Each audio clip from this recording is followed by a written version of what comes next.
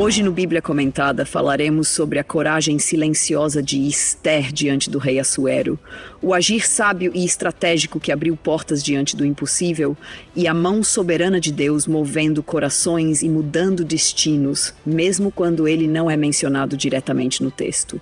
Vamos mergulhar num dos momentos mais decisivos da história bíblica, onde fé, prudência e propósito se entrelaçam para ensinar lições que atravessam os séculos até chegar aos nossos dias.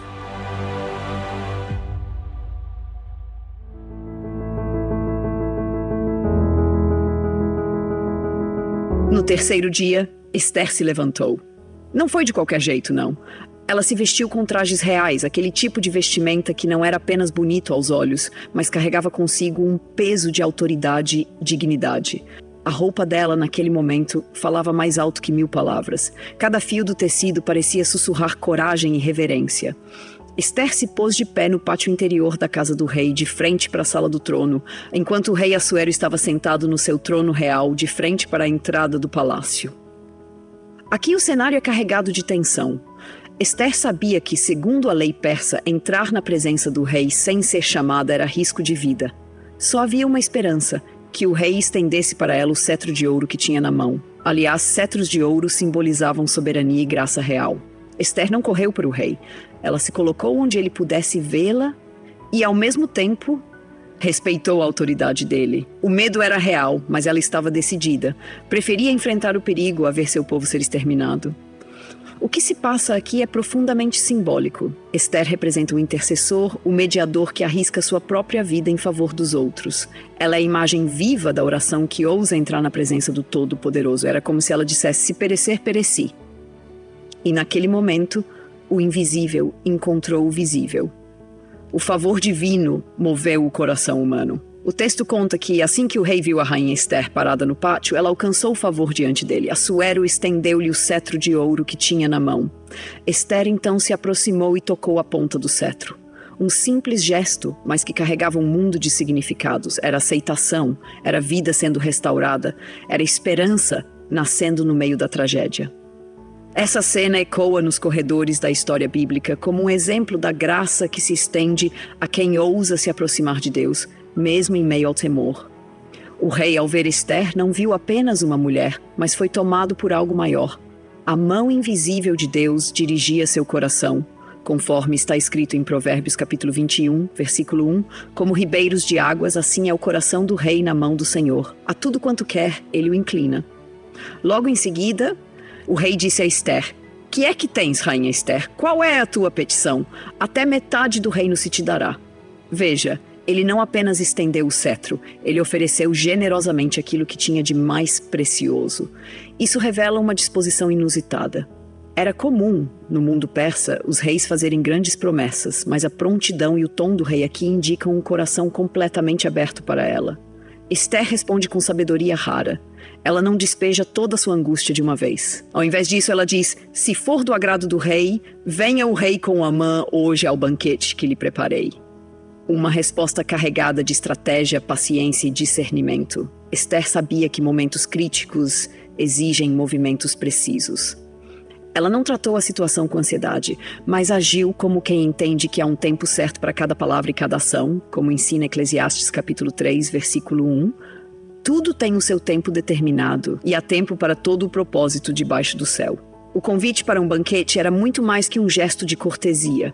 Na cultura persa, os banquetes eram ocasiões solenes onde alianças se fortaleciam e decisões importantes eram tomadas. Ester escolheu o ambiente certo para a revelação certa. Ela preparou o terreno com habilidade impressionante. O rei, tocado por essa proposta, ordenou que Amã viesse depressa para atender ao pedido de Ester. Assim, o rei e Amã foram ao banquete que Ester havia preparado. Repare aqui, o texto ressalta que o banquete já estava preparado. Ester não agiu no improviso. Ela se antecipou, tudo antes de entrar no pátio. Isso revela uma fé que age. Ela cria que Deus iria mover o coração do rei e então fez sua parte, pronta para o que viesse. Durante o banquete, enquanto o vinho era servido, o rei voltou a perguntar a Ester: qual é a tua petição? Se pedires até metade do reino, isso te será concedido. Essa repetição do oferecimento mostra como o coração do rei estava favoravelmente inclinado. Esther tinha diante de si uma porta aberta como poucas vezes se vê na história.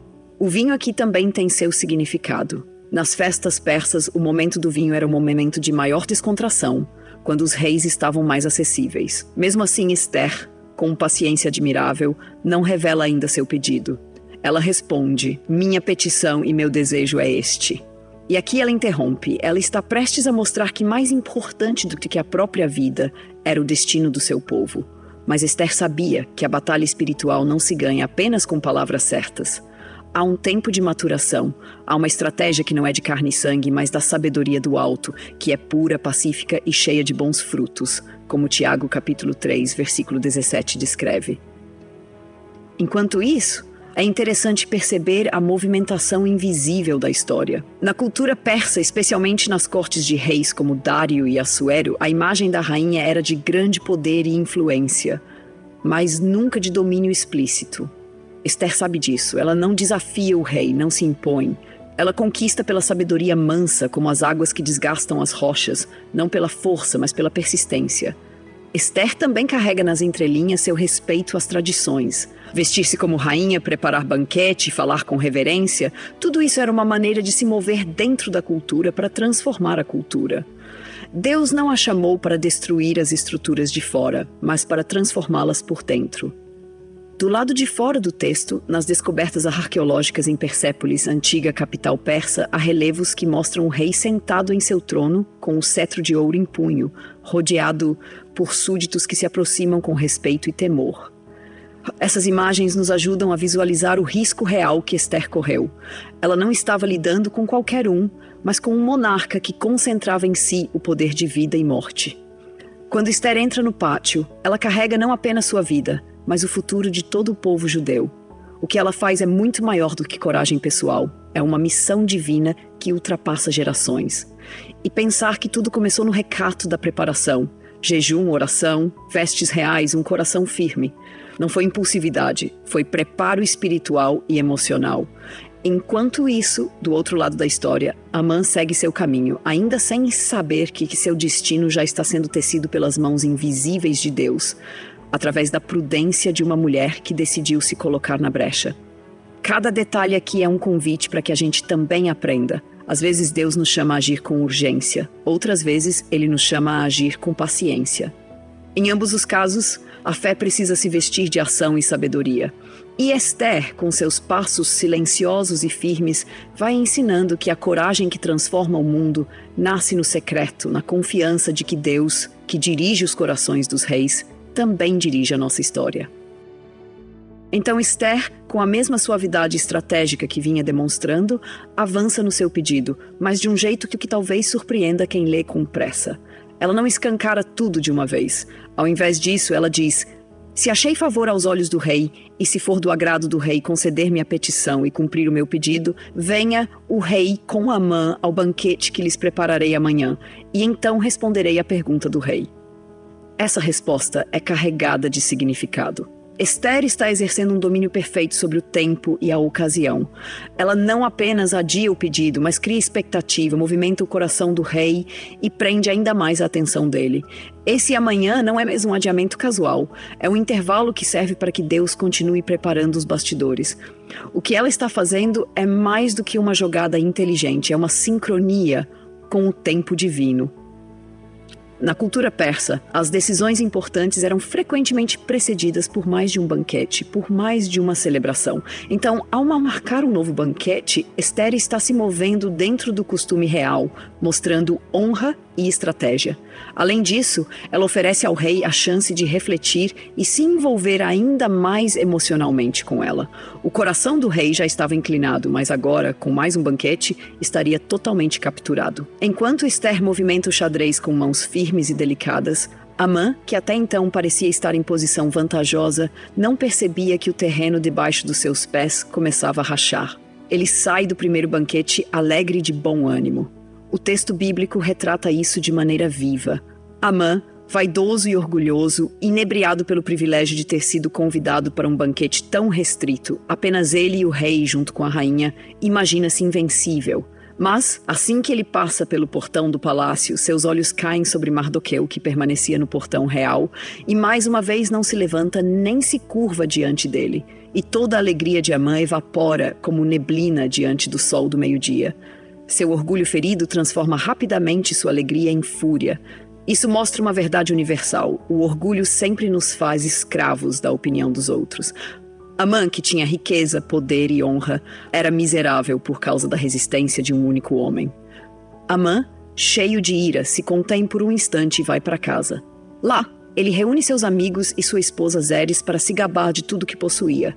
Riqueza, número de filhos, posição elevada no reino, tudo aquilo que aos olhos do mundo era sinal de sucesso. A narrativa deixa claro que Amã tinha filhos numerosos, o que naquele tempo era considerado sinal de bênção e prestígio. Quanto mais filhos, mais influência.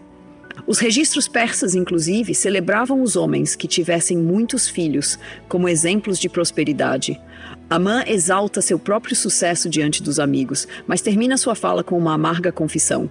Tudo isso não me satisfaz enquanto viro o judeu Mardoqueu assentado à porta do rei. Veja como o pecado do orgulho é cruel. O homem podia ter tudo, mas a ausência da reverência de um só tirava-lhe a paz. Isso lembra muito que Provérbios, capítulo 16, versículo 18 afirma: a soberba precede a ruína e a altivez do espírito precede a queda. No entanto, Amã não era alguém que se contentava com ressentimento silencioso. Incentivado por sua esposa e seus amigos, ele manda preparar uma forca de 50 côvados de altura, aproximadamente 22 metros, e decide pedir ao rei no dia seguinte a execução de Mardoqueu. O número é proposital. Uma forca tão alta que seria visível para toda a cidade, uma execução pública exemplar para que ninguém ousasse desafiar Amã. Curioso que o instrumento que Amã manda preparar para destruir Mardoqueu se torna depois o cenário de sua própria condenação. Em toda a Bíblia vemos essa verdade ecoar. Quem cava uma cova para o justo acaba caindo nela, como bem fala Salmos capítulo 7, versículo 15. Cavou um poço e o fez fundo, caiu, pois, na cova que fez. O cenário, portanto, está armado. De um lado, Esther conduz, com fé e sabedoria, os passos que Deus colocou diante dela. De outro, Amã se embriaga na sua própria arrogância, cavando sua própria destruição com as próprias mãos. Enquanto Esther adia sua revelação, ela também nos ensina que às vezes o agir de Deus inclui o esperar. Nem sempre é no primeiro passo que a parede cai. Às vezes é no 7º dia, como nas muralhas de Jericó. Às vezes é depois de outro banquete, de outro momento. Esther nos mostra que a paciência espiritual é tão poderosa quanto a coragem. Enquanto Amã prepara sua conspiração, mal sabia ele que o próprio Deus, invisível aos olhos dos homens, já estava escrevendo linhas tortuosas que levariam à justiça. Esther, mesmo sem mencionar explicitamente o nome de Deus, como é característico no livro, age como um reflexo vivo da mão divina em ação na história humana. O texto sagrado vai nos mostrando linha por linha que, em tempos de silêncio aparente, Deus está trabalhando nos bastidores, virando o jogo, alterando os cenários, fortalecendo os fiéis e preparando as quedas dos soberbos. E assim o banquete do amanhã se torna uma linha tênue entre vida e morte, justiça e injustiça, queda e exaltação. Esther permanece como aquela que, sem pressa, mas também sem medo, caminha sobre as águas do propósito divino, nos ensinando com seu exemplo que para cada batalha há um preparo, e para cada preparo há um tempo exato determinado por Deus. Hoje, no Bíblia Comentada, falamos sobre uma das cenas mais emocionantes e cheias de significado da história sagrada. A entrada de Esther diante do rei Assuero, o risco da morte transformado em favor, a sabedoria mansa que moveu o coração do rei e a mão invisível de Deus trabalhando onde à primeira vista parecia que ele estava em silêncio. Contemplamos como Esther, revestida de coragem, prudência e fé, preparou não apenas um banquete, mas todo um cenário de redenção para o seu povo. Ela nos ensinou que a preparação é parte da vitória, que o silêncio pode ser cheio de estratégia e que a verdadeira força às vezes se manifesta em passos delicados, porém firmes, dados no compasso do tempo de Deus.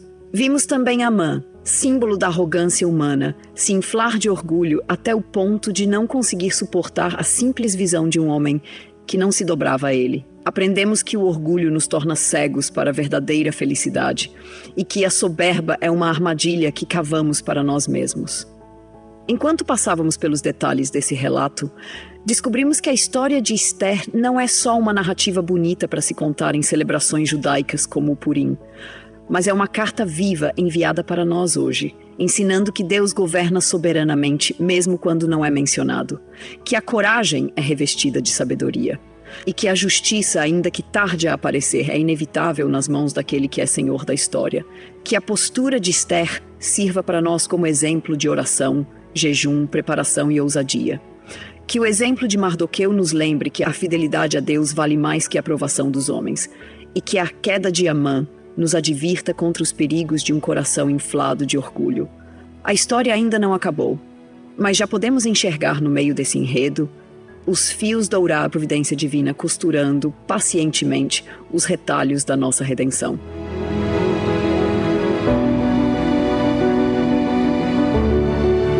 Texto e produção Douglas Vieira. Faixa por Pixabay and Inspire 90 BPM. Voz por ChatGPT 4.5 tipo Vale. Bibliografia, comentários expositivos Hernandes Dias Lopes, editora Agnus. Comentário bíblico Matthew Henry, editora CPAD. Antigo e Novo Testamento interpretado versículo por versículo Russell Norman Champlin, editora Agnus. Os Tesouros de Davi, Charles Spurgeon, editora CPAD. Chegamos ao final de mais um episódio do Bíblia Comentada. Foi bom demais ter você aqui comigo, mergulhando juntos na palavra que transforma e acolhe corações. E não esqueça, todo domingo temos um encontro marcado com os Salmos. De segunda a sexta, seguimos capítulo por capítulo pela Santa Palavra e aos sábados, aquela mensagem especial, direta ao coração, para renovar suas forças e alimentar sua fé. E você já sabe, o Bíblia Comentada está disponível nas principais plataformas de streaming. Siga, compartilhe e abençoe ainda mais pessoas através da Palavra de Deus. Até nosso próximo encontro. Deus abençoe sua vida.